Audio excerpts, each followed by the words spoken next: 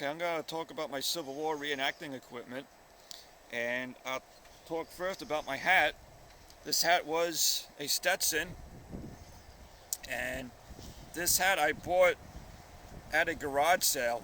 I only paid $3 for it, and I did trim it, I reshaped it, and at a flea market I did buy some ribbon, and I had my mother sew the ribbon around it, and I think it came out pretty nice. I know a good hat can cost like $100, but I only paid $3 for this. So anyway, this is my frock coat. Now my mother made this frock coat. We ordered the material from Woolrich Wool, and it is made out of a jean wool material. You can see it's kind of rather coarse. And I have my Virginia State buttons on there. My pants are also of jean wool.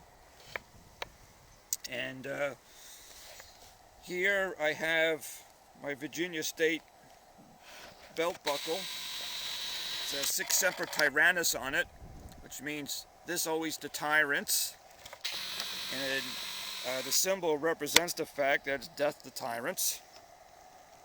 This is my cap box. This is where I keep my percussion caps. The percussion cap is what ignites the gunpowder when the hammer strikes it. This is my cap box. My cartridge box, sorry. And here I keep my cartridges. They are contained in metal tins. Here is my D-guard Bowie knife. Now this D-guard Bowie knife I did make myself. It is made out of A2 air hardening tool steel. It is heat treated. I am a machinist by trade. And the handle I actually got off of a sickle.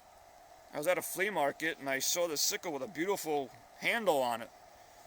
And immediately I thought, knife. You know, I saw a D-guard Bowie knife in that handle. And so that's what gave me the idea of making the knife when I saw the handle. And I bent the guard and all that. Now the sheath, I made the sheath. Also, the leather I got off of eBay, and all I had to do was just cut it out and sew it together. This is a piece of duct that I cut out and bent. Here I have a haversack. Here you would put any foodstuffs, hardtack, maybe some personal items. Sometimes I carry my tools in them if I need to carry tools out in the field. I have a cup on there as well.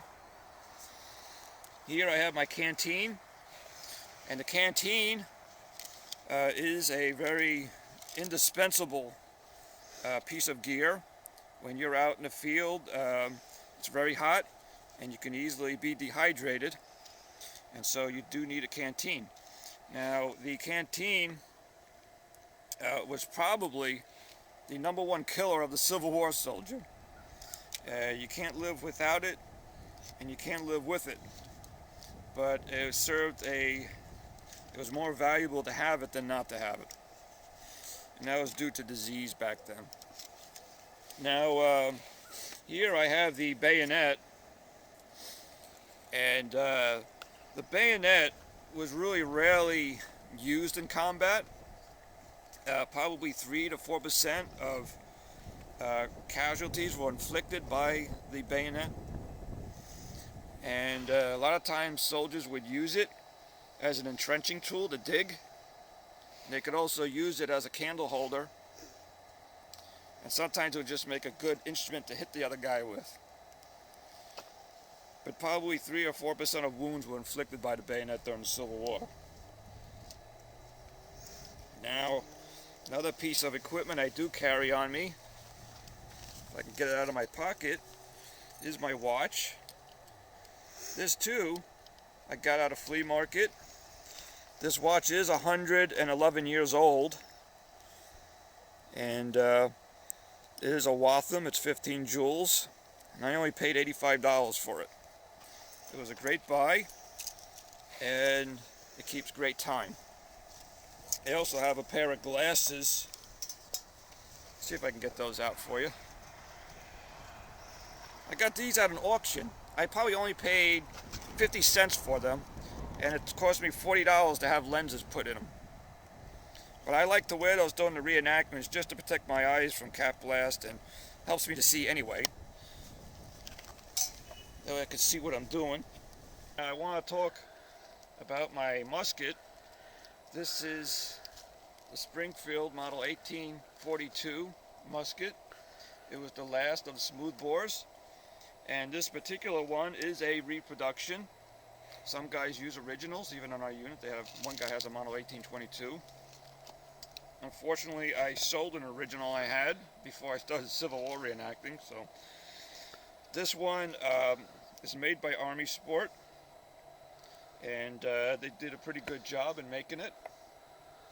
I did request, when I ordered this gun, to have it with vertical grain, because that way the grains will go the whole length of the stock.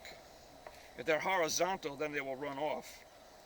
The lines will be on the sides. You want to see the nice pattern on the side, and it makes for a stronger stock. So that's a little tip for buying guns.